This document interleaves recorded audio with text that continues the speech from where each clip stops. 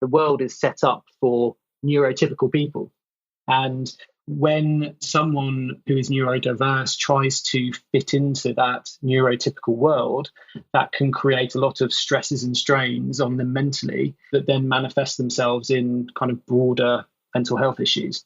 And that's not to say that everyone who is neurodiverse has a mental health challenge as well, but there is a very strong correlation between the two. Hi, my name is Nadia Nagamutu, business psychologist, coach, speaker, and founder of Avenir Consulting, which creates organisational growth and success via inclusion and diversity. We've been discussing the benefits that diversity brings to companies' bottom line performance for decades with more and more evidence. But there are so many questions organisations still have about how to achieve it. How do you create a culture where people feel valued for their uniqueness and the qualities they bring? I believe it's crucial to the future success and sustainability of every organisation that they find the answer to this question, to make sure that each employee is not only supported but also appreciated. With this podcast, I aim to get some of the key challenges to creating inclusive workplaces out in the open and start uncovering the solutions to embracing a culture that cares for everyone. I'm going to be having conversations with some of the most inspiring people in different countries and across industries who are pushing the boundaries on inclusion and diversity in the workplace, from topics such as parenting in the workplace, ethnicity, age, gender, mental health, and all things inclusion. I want to create a movement to change society through sharing life experiences and creating more empathy and connection. Why care? I believe that once we have organisations and societies that accept and value everyone for who they are, we become healthier, happier, and better in our roles, both inside and outside work. Hello, and welcome to episode 9 of the Why Care podcast. My name is Nadia Nagamutu, and I am your host. What are the underlying causes of the UK's declining mental health, and how does organisational culture play a role in this? Why is it still challenging to talk about mental health and neurodiversity, and how can we create the language to have open conversations about it? These questions and many more will be answered on today's podcast when I speak to my guest on the show, Sean Betts, Managing Director of Annalect, part of the Omnicom Media Group. He has lived with depression and anxiety all his life, and in 2017 experienced burnout. Since then, he has been openly talking about his experiences. He has a mission to destigmatise mental health and neurodiversity, and in doing so he founded Mind, a platform that brings together people's stories on all things mental health and neurodiversity. Together we speak about the relationship between neurodiversity and mental health, barriers to organisations recruiting neurodivergent people, and the business case for creating a more inclusive and diverse workplace. I'm in full support of everything Sean is working on in this space. It seems a long, uphill journey towards destigmatisation, and his work is truly inspiring. Sean, it's an absolute pleasure to speak to you today. Thank you so much for joining me on the Why Care podcast. No problem. It's a pleasure to be here.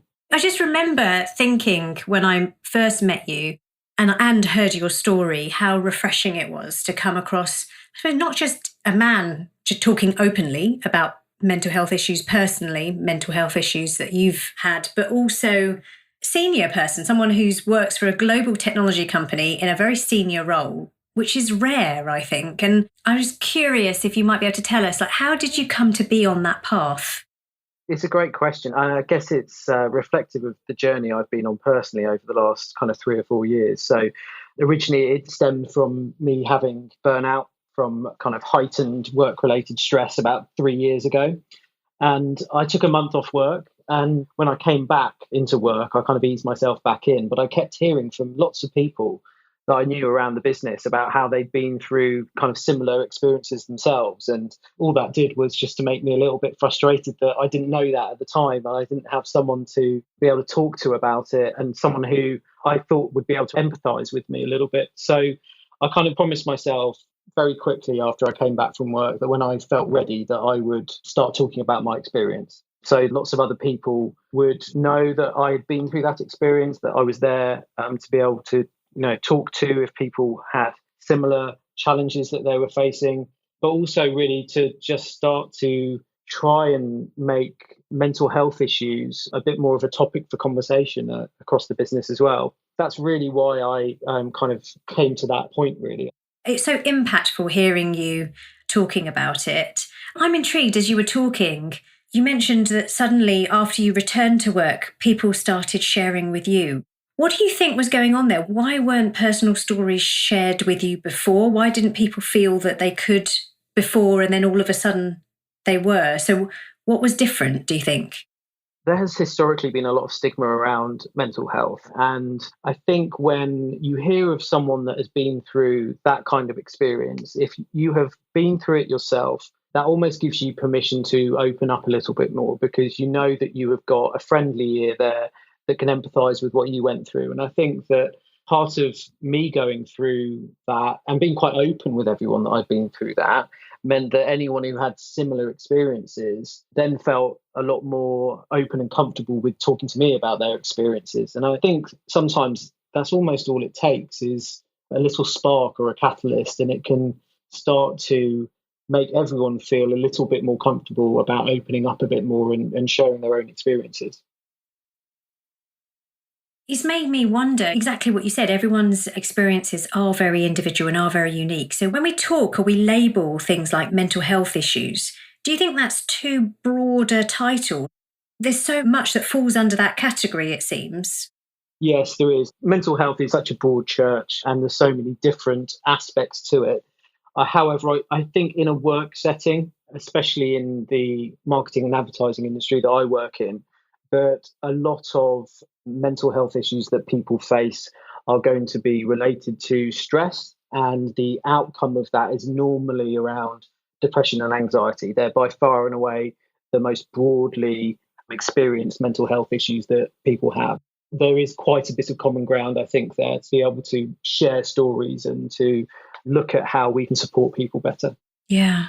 So what is it about the work environment, and particularly you've got experience obviously in your industry, that provokes that level of stress and therefore aspects like mental health issues around depression and anxiety?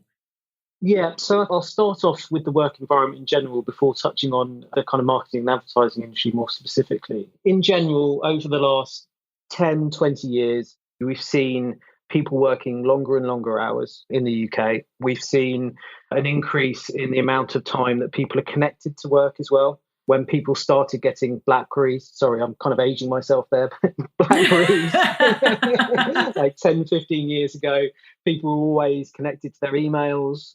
And it meant that they felt an obligation to be available for work at any time. And now we're in a situation where people almost expect a response to an email within a couple of hours, as opposed to what would have gone previously before BlackBerries were around and mobile phones were prevalent, where people would not necessarily expect to reply to an email for a couple of days. So I think that adds a kind of level of stress that we just haven't had before. And with that as well is the globalization of work.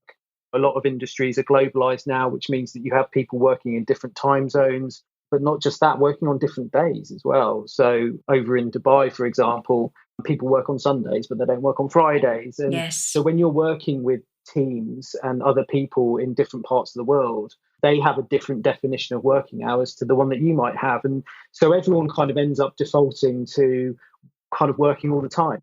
I work for a big American advertising group, Omnicom Media Group, and that means that a lot of the people that I deal with are in the US, which means that my afternoons and evenings can sometimes be a lot busier than my mornings, just because that's when they work up and they start their working day. So I think those factors have really played into increased levels of kind of stress across all industries.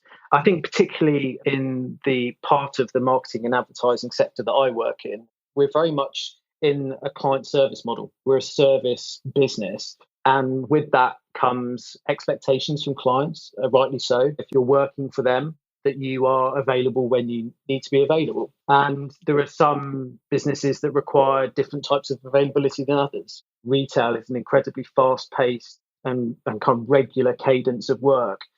You have to be available to be able to jump on short-term changes in strategy and to be able to address any issues that come up. And I think clients have taken more of a commercial approach to their marketing, and pitches have become a lot more competitive and procurement-led. The requirements around the service has gone up as well. And that creates a lot of pressure on the teams and agencies to be able to deliver that. And there was certainly a spectrum of clients in terms of how demanding they are and how available they expect their agency to be. But I think just being in a service industry per se does add an extra layer of responsibility that you feel to those clients and your availability. The last point I'd make as well, which I think is often overlooked, but is becoming increasingly important to talk about given what we're currently going through with the coronavirus pandemic, is presenteeism.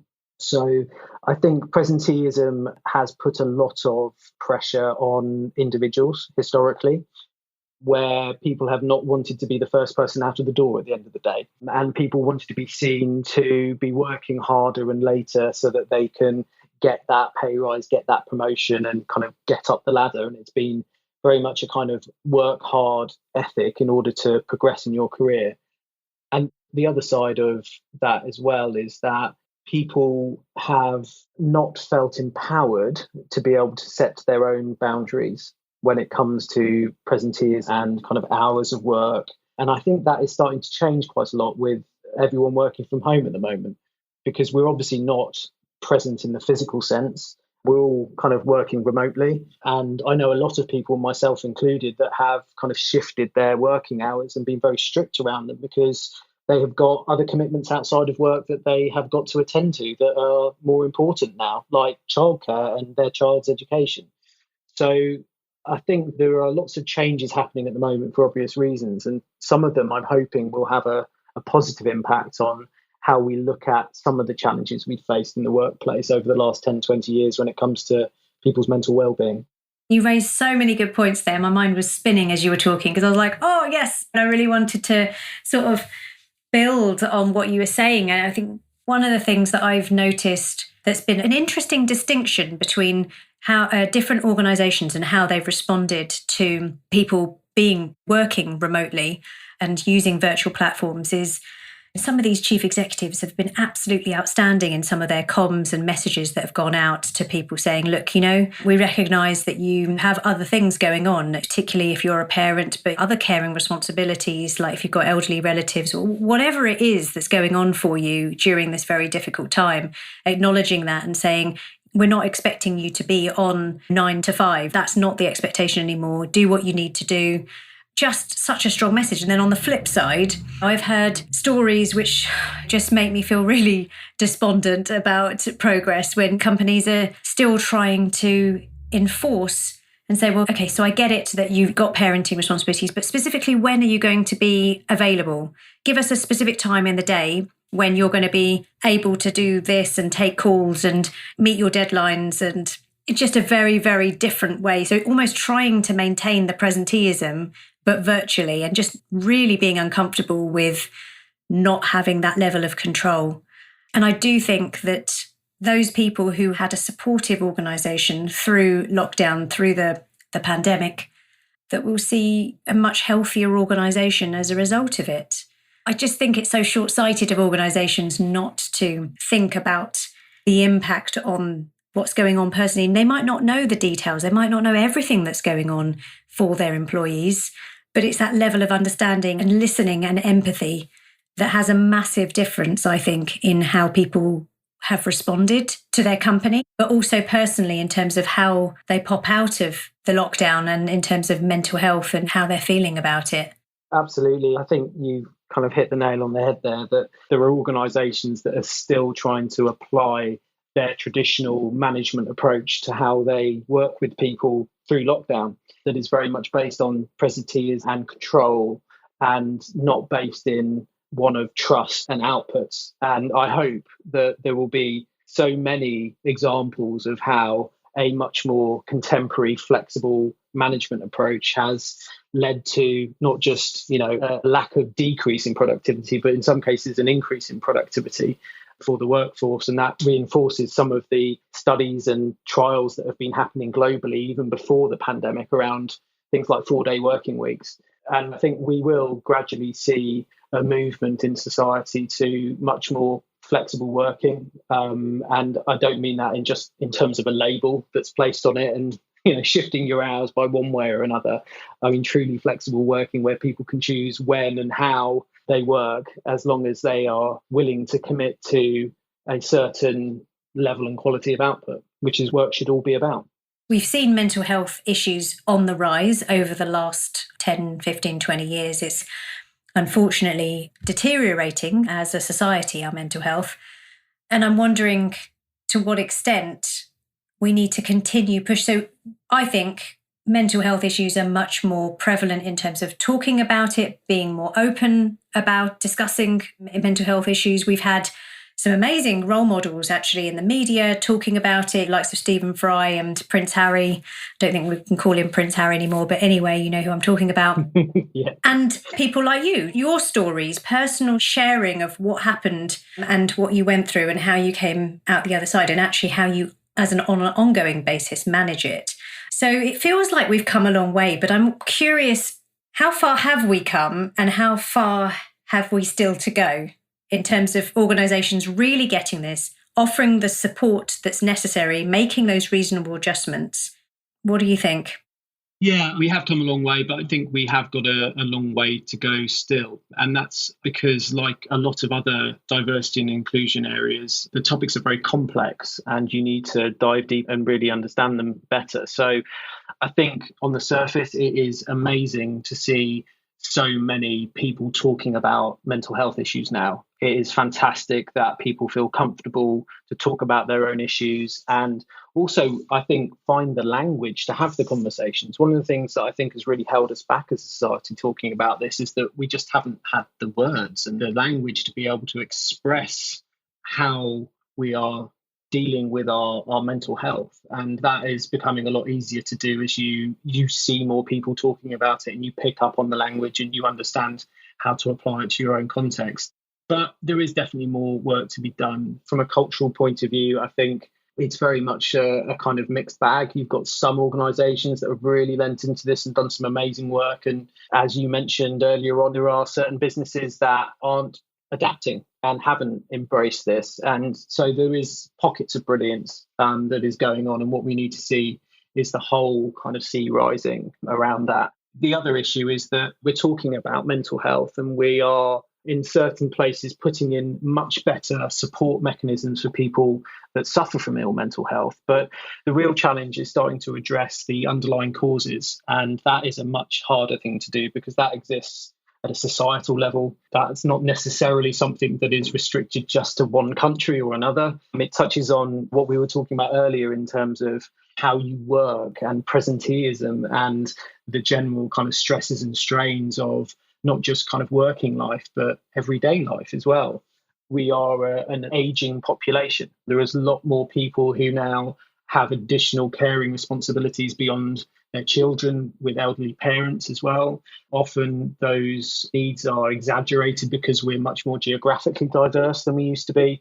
So there's lots and lots of different challenges and underlying causes for people's mental health challenges that are just going to take a very long time to understand and address because they are these big societal problems that we don't have answers for at this point in time. And I think we need to be okay with that. The worst thing that could happen is that we start to beat ourselves up about not making enough progress. But I think that no matter how much progress we make, even if it's only a little bit, that should be celebrated. And we have to recognise that some aspects are much harder to tackle than others because they are more complicated. And that's fine. We should be comfortable in taking our time to be able to understand it better and to try and come up with different approaches for trying to fix it. I completely agree. Everything you've said could be applied to any aspect of inclusion and diversity, though. I was just thinking that when you were talking, I was like, yes, absolutely. But also when it comes to issues of race and racism and also issues of gender and also issues of sexuality, we have to be comfortable about exploring it and not having the answer yet, and that it is deeply systemic and that all we can do is open up dialogues, be open to listening, hearing, understanding. For example, for myself, I haven't experienced depression or anxiety in my life. There's other things, obviously, in terms of that I have experienced, but I find it harder to understand or empathise directly without that personal lived experience, right? But we're not asking people to have the personal experience themselves, simply to be open to walk in someone else's shoes and understand and be open to learning.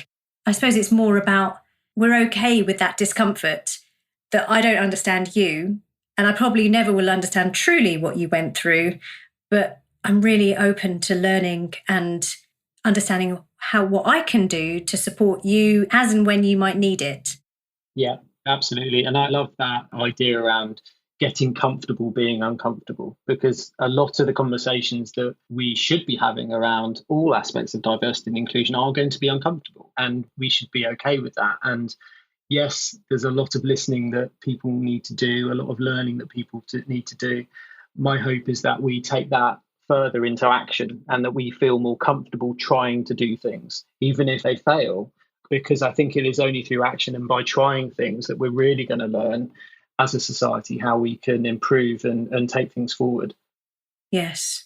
The other area which we have to touch on, because you're also the founder of Mind UK, alongside your MD role at Annalect, so goodness knows, and obviously a parent and all the other hats that you wear. But I really want to talk about Mind UK.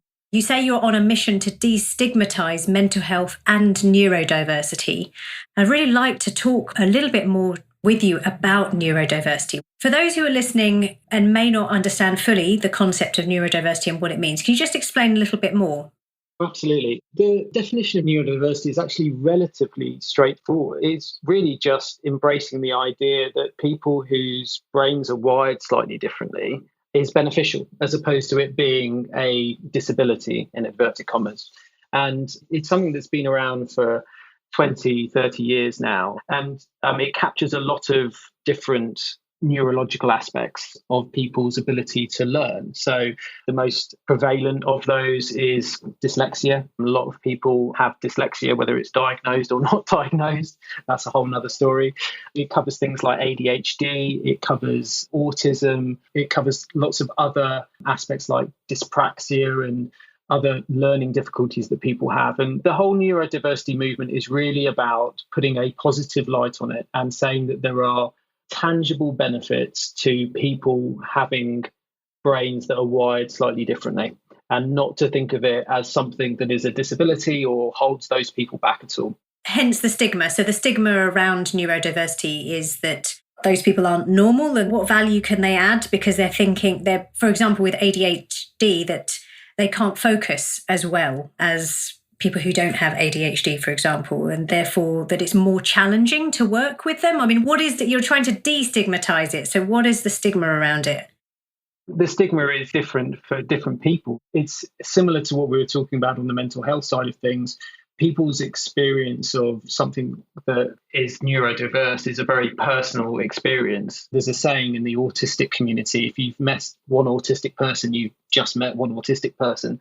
And I think the same can be applied to all the other things that fall under the neurodiversity umbrella, because it's a very personal lived experience. And the stigma really comes from a place of misunderstanding, I think. And I think that is true for mental health as it is for a lot of diversity and inclusion topics. Yes, right. Most people's kind of experience of neurodiversity is probably as a child at school, and they know that some of their classmates might be dyslexic and they get an extra 15 minutes in the exam. And that's probably about the kind of extent of their knowledge for a lot of people. Or they might have someone that they know that's autistic. And again, autism is this beautifully wide spectrum that, again, is very individual. And so one autistic person's experience and behaviours can be very different to another's. So I think the stigma comes from that, really. And it's more often than not the outward appearance of those areas of neurodiversity that people have a grasp and an understanding on, because it's what they experience themselves. So there are stereotypical views of what an autistic person is, and they're actually based on male autism, not female autism, which is very, very different, and normally based around the idea of a young male child being obsessed with train timetables. Right. Rain Man, right? Yeah, Rain Man, exactly. Yeah. Or being incredibly good at maths. And there are these stereotypes that persist, and That's where the kind of stigma comes from. And it's not necessarily saying that it's coming from a bad place. It just comes from a lack of understanding and knowledge. Yeah, I think I just showed my age there. Reference to it. It's a classic. So tell me more about Mind UK, because your mission is huge. How do you destigmatize that?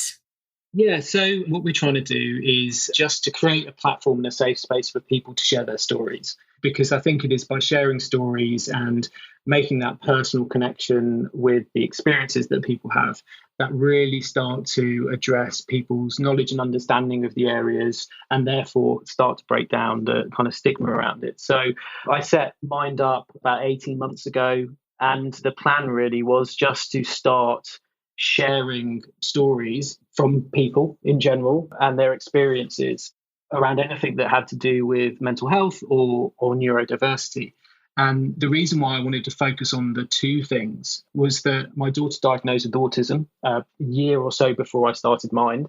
And I had spent a lot of time reading up about autism, and through that I read up more about neurodiversity and started seeing more and more the links between neurodiversity and mental health. And the reason for that is predominantly that the world is set up for neurotypical people. And when someone who is neurodiverse tries to fit into that neurotypical world, that can create a lot of stresses and strains on them mentally that then manifest themselves in kind of broader mental health issues. And that's not to say that everyone who is neurodiverse has a mental health challenge as well, but there is a very strong correlation between the two. That's not something I was aware of. So this is really interesting from an organisational perspective then. What we're saying is that mental health needs and individuals that are neurodivergent, they have very distinct needs. The support you offer to one or the reasonable adjustment you make for one is not going to work for anyone else. So that can make it hard for people and organisations to know how to adjust or adapt.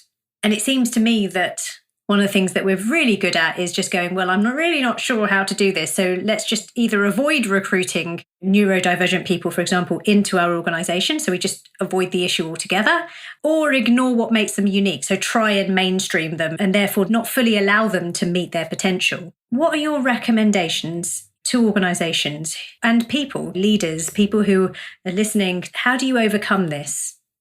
It's a really big challenge, I think, and it would be very easy for me to say that we just need to make sure that businesses can accommodate any individual's needs. But as a leader of a business, I know that that's not practical as well. And actually, I think if we were purely having a conversation around workplace adjustments, I think we'd be in a very, very good place. The reality is that there is a severe challenge for people who are neurodiverse even getting through interviews. And so not even getting an opportunity to be in the workplace and to therefore require any workplace adjustments. And that's purely because we have a very formulaic and one-dimensional approach to recruitment. There is normally a vetting process that happens around CVs. That then goes to a shortlist who would be invited for an interview. That might be a telephone interview. It might be a video interview. It might be back in the day, a face-to-face interview. And then that would be whittled down to a further shortlist. And then there might be a piece of work or a presentation or some critical thinking that would need to be demonstrated so that you can then really start to understand one candidate versus another and make the decision. And the challenge is for a lot of people with neurodiversity is that approach and certain hurdles that you have to get over as part of that approach are really, really difficult. So someone with autism might find it really, really difficult making eye contact, for example. So a face-to-face meeting or a video interview is a little bit harder for them. So they're starting from further back in the process. They've got a challenge to overcome before they even kind of get to the interview.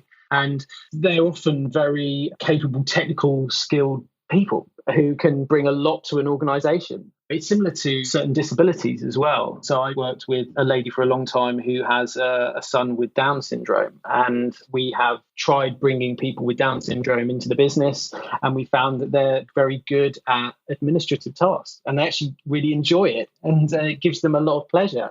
Whereas administrative tasks for a kind of neurotypical person isn't always the most rewarding type of work to do. And so there are lots of pockets, I think, of opportunity for us to think a lot more broadly about the types of people that we can bring in to really benefit different types of tasks and different areas of a business. What we've got to do is to find out a better way to recruit these people, because the current typical recruitment process doesn't really work. Yeah. So what would work? What are you saying organisations need to do in terms of adapting their recruitment processes? So there is no silver bullet, because everything is slightly different. So this is a hard challenge. One of the things we're doing and have been doing for the last year or so is working with a company called Omnicom that works with autistic individuals. And what they actually do is they do placements where they have a book of autistic individuals that they have kind of pre-interviewed, and they know what their technical skills are and the type of work that they're good at. And they will come and consult with you in order to be able to place that individual in the organisation. They also will do a lot of hand-holding, not just for the individual, but for the business as well, to make sure that the right adjustments are made. They regularly check in with both the consultant and the business that's hiring them to see how things are going, and really kind of monitor that whole experience from both sides with a very high duty of care. Now, that as a model, I think, is very interesting. It's certainly a difficult model to scale, because it is a very personalized approach with as I said, a high duty of care. But it does start to shine a light on a different way of trying to recruit people into a business. So if we have got a way of being able to kind of objectively score and vet candidates based on their technical skills, if you're recruiting into a technical role, then that is probably be a better starting point than the current one, which is very much focused around how someone comes across on a piece of paper and what their personality is like in an interview. I think the learning is we have to think about different lenses to look through recruitment as we're trying to think about how we can enable more neurodiverse people to come into the workplace. As I'm hearing you talk, I'm thinking, if I was a leader in an organisation, I think I get that it's the right thing to do, but that sounds like an awful lot of hard work to me. Why spend the extra money, for example, working with a bespoke agency who have a pool of autistic people, and have all of that in terms of being coached internally, probably extra money to coach the individual when they're in and onboard them? What is the business case? No, it's a great question. The business case is actually a very positive one. There are lots of examples, case studies, and research that has been done around the increase that you can get in terms of productivity when you start to employ people with a much broader, diverse background. And that's specific to autism, as an example.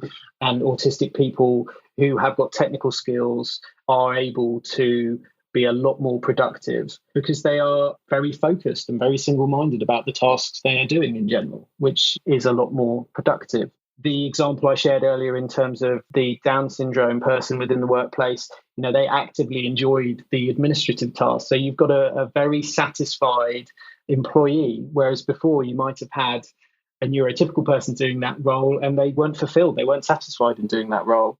And the other thing is that this is going to be hard work to start off with, without a doubt, because we're doing things for the first time, or we're doing things at a smaller scale. And until we have got a lot of learnings under our belt, we've got a better way of managing it and better processes in place. It is going to be harder work. But long term, when you think about it, there are economies of scale, there are processes and experiences that will get better over time. And having people with different brains in an organization is going to lead to a much higher amount of creativity, a lot more innovation, a lot more original thinking and ideas, and just bringing a different perspective to the table. And I don't think that that's anything that a business in a competitive market can really shy away from at the moment. I completely agree. And I think that those organizations that are forward thinking enough to take the time and put the resource in, because let's face it, I think we're asking organisations to do a lot these days, and I can get why leaders might feel a bit overwhelmed. We're monitoring the gender pay gap and soon the ethnicity pay gap. There's lots of conversations about how to access a different talent pool, even from a gender perspective. And now we're saying, on top of that, race, on top of that, sexuality, on top of that, disability, and on top of that, also neurodiversity. And all of them come with specialist recruitment agencies. I get how it can be overwhelming, but those organisations that take the time, I believe, will reap the rewards in the longer term. From what you were saying, from an innovation perspective, from a commitment perspective, in terms of their engagement of their employees, and in terms of financially as well. But I get how in the short term, it's less appealing. With everything else that organisations have to deal with and think about, I get why some are reluctant to have these sorts of conversations.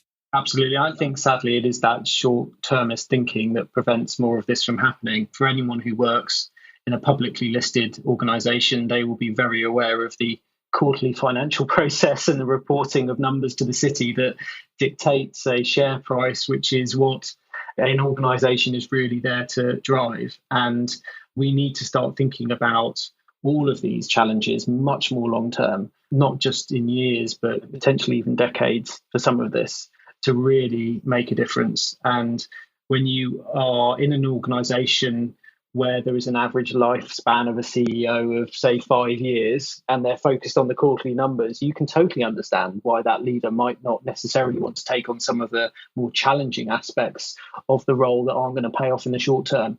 But if we're to move forward as a culture and society, those are exactly the kind of challenges that we all need to be leaning into. Yes. And will actually make that leader and that organisation distinct, right? That's what we're saying. And make them sustainable for the future. Any last words of advice to organisations in terms of, if you were to pinpoint one thing even that they could work on in the area of mental health, neurodiversity, either or both, what would it be? From a neurodiversity perspective, it's definitely around recruitment, as I've talked about. I think that is the big challenge. You've got to make sure that your door is open to people with brains that are wired differently. And I think that is a big challenge. From a mental health point of view, I still think for most organisations, we're in a place where people want to feel safe sharing their own personal experience. And it's very easy for an organisation to say that they are open to people sharing that. It's relatively easy for an organisation to give the right training to line managers so that they can handle the conversations that they might have with their teams around any mental health challenges. But I don't think you can underestimate the power of leaders standing up and talking about their own experiences to really give people permission and make them feel comfortable about talking about it themselves. And that, I think, is one of the most important things that organisational leaders can do at the moment. And whether that is mental health or something else, I think bringing your own personal experiences to your leadership role is really, really important, because it makes you a much more authentic leader. It allows people to relate to you a lot more. I think brings the humanity into work that I think has been missing from a lot of corporate organisations for such a long time. You said so beautifully, and I couldn't agree more, Sean. We've, believe it or not, come to the end of our conversation, which I don't know where the time's gone. It's been an absolute pleasure speaking to you. Thank you so much. Thank you. It's been a real pleasure. So for those people who are interested and might want to get hold of you, where can they find you? On social media or other channels? Yeah, best place to get hold of me is probably on LinkedIn. My LinkedIn profile is just linkedin.com/Sean Betts. That's SEANBETTS. Or you can drop me a note through the Mind website, which is www.mind.co.uk. Amazing. So the link to everything that Sean and I spoke about today is going to be available in the usual place. That's avenirconsultingservices.com under podcasts. And we'll put all the links to everything Sean's mentioned in there. Sean, thank you once again for speaking to me and sharing your story and sharing all of your knowledge around mental health and neurodiversity. It's been a pleasure to speak to you. Thank you. Thank you for having me. That concludes episode 9 of the YCare podcast. I really hope you enjoyed our conversation and have learned something new about mental health and neurodiversity. I think Sean is spot on about the current organisational barriers to supporting, valuing and including people with mental health issues and those who are neurodivergent. Do let Sean and I know what you thought of today's podcast show. You can find me on LinkedIn and Twitter with the handle @Nadia Nagamutu. As always, I appreciate your support of this podcast through leaving a review on whatever platform you're listening on and spreading the word by sharing it with your friends and family. Huge thanks to Mauro Kenji for editing this podcast and to Christiane Gross for supporting with the show notes.